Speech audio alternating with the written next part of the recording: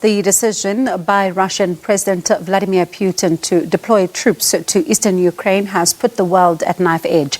Last night, the Russian president signed a decree recognizing Donetsk and Luhansk as independent states. Now, Putin says the troops will be peacekeeping, of course, the two rebel-held regions. Now, Ukrainian President, though, Volodymyr Zelenskyy, says his country is not afraid. But what exactly does this recognition of these two Ukrainian regions as independent states mean for the two countries as well as the rest of the world? Let's talk about that now with Tembisa Fakude, who's a senior research fellow at Africa-Asia Dialogue. Thank you so much for your time this evening. Let's talk about the significance of that particular announcement yesterday, the decision to recognize these two states.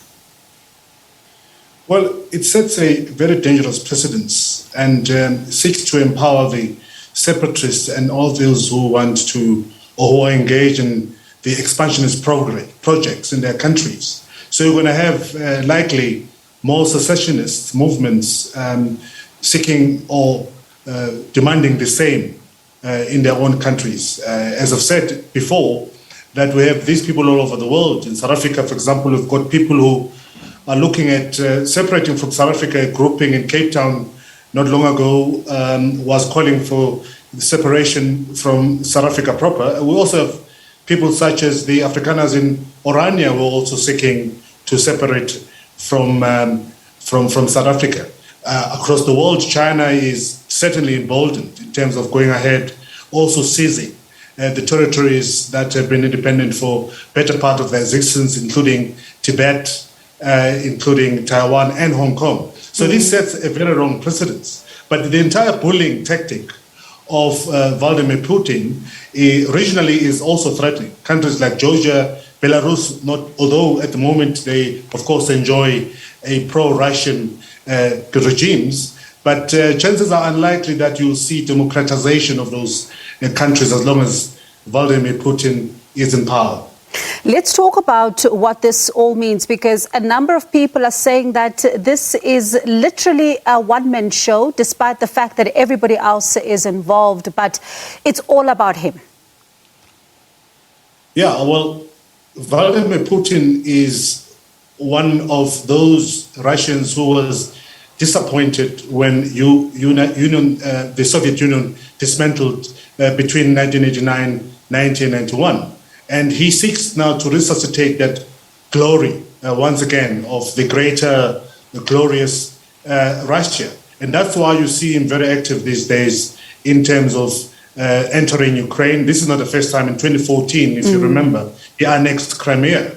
So Donetsk and Luhansk is not the first time that we see Vladimir Putin making those advances. But there are other countries in the region that are also threatened by his ambition. So he is the man who wants to resuscitate that glory, and I think will stop at nothing in ensuring that he achieves those objectives. Let's talk about the decision then to deploy the troops there, and he's calling them peacekeepers. But the U.S. ambassador, for example, to the United States, Linda Thomas-Greenfield, saying that this is just nonsense. And she says that we know what they really are. I wonder, what are your thoughts when you look at that particular decision that he's also taken to deploy those troops? Well, the pro-Russian troops or the pro-Russian fighters have always been present, particularly in the Donbas province, where Luhansk and Donetsk are located. So they've been fighting, and Putin has been openly supporting them.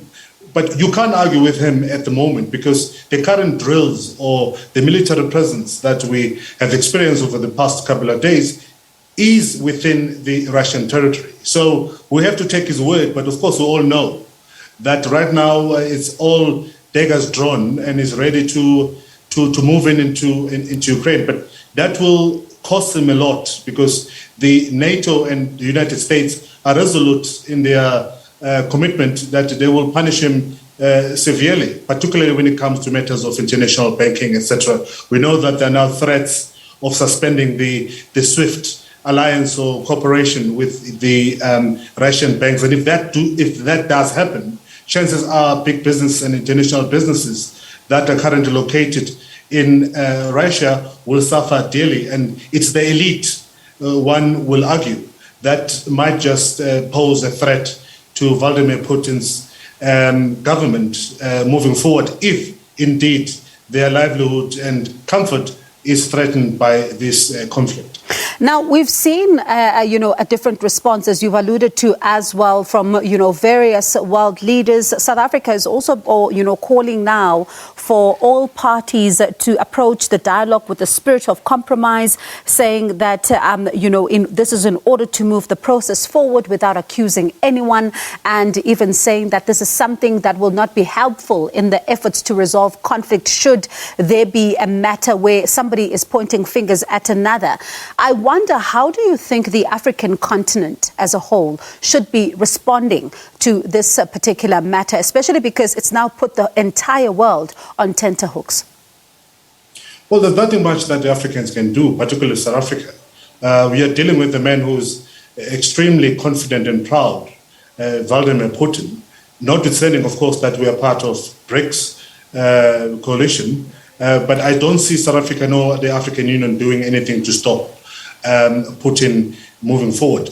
I mean, there are diplomatic efforts afoot led by, amongst others, Emmanuel Macron, France, and Germany. But those so far have not yielded any benefit, no fruit. Mm-hmm. So I doubt if South Africa will do anything at the moment to stop Vladimir Putin. Besides, President Cyril Ramaphosa has changed course to that of the past immediate President Jacob Zuma. President Ramaphosa is, all appearances, looking towards the West, is much more closer to the West and has been embraced by the Western countries. And we see the animosity in some other platforms between the President of South Africa and Russia. So I don't see them having any influence, no, if they can contribute towards solving the current standoff between Ukraine and Russia. And I wonder, what does this then do, what you've just explained, to the relations then within the BRICS nations? Well, yeah, it's a good question. And I was speaking to someone today about whether we still belong there. Because if you look at all the current leaders at the moment, whether it's Modi from India, you have Putin and you have Xi Jinping, all of these people are currently accused of certain violations. China is suppressing rights in Hong Kong, for example. Modi is ultra-nationalist.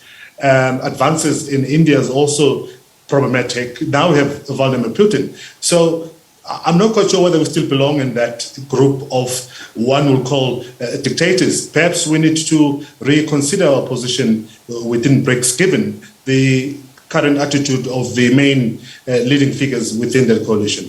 As a final question, some say that we are on the cusp of seeing a war break out, and they say that it's imminent any moment now. Others are saying that these are just scare tactics, nothing is going to happen. I wonder, what are your thoughts about the moment where we find ourselves in as the world?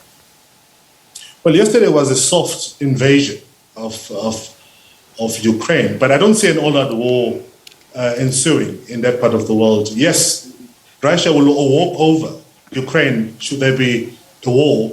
NATO will indeed come into their defense, but Ukraine can never withstand the force of Russia. What I see happening, though, is we're going to start seeing the proliferation of the army and arms trade escalating, because that's what this is going to do. You have NATO that is now selling the idea to Ukrainians and its member states that Russia is a threat, which means, therefore, that they'll be amassing weapons and buying more weaponry to defend a possible invasion or attack from Russia. At the same time, we've got Russia that's convincing its own people that there's a war about to happen, and as a result, it'll also be doing the same. So the only beneficiaries in this will be the arms dealers, as far as I'm concerned. I don't think Russia will go ahead with the threat, given the punishment that will come if Russia does indeed invade Ukraine.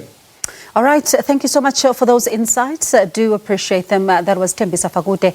He's a senior research fellow at the Africa-Asia Dialogue.